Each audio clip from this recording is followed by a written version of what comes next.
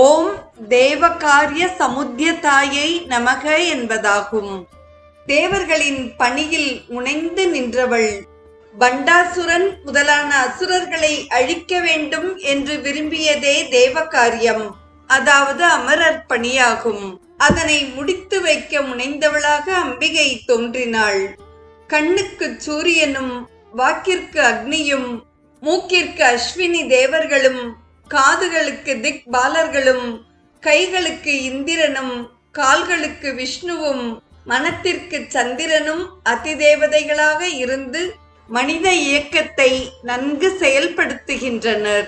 மேற்சொன்ன உறுப்புகளை நல்ல வழியில் செயல்படுத்தாமல் தடுத்து தீய வழியில் செலுத்தி அசுர சக்திகள் தடுக்கின்றன. அத்தீய சக்திகளை விலக்கி அவ்வுறுப்புகள் செவ்வனே செயல்பட அம்பிகை முனைந்து நிற்கிறாள்.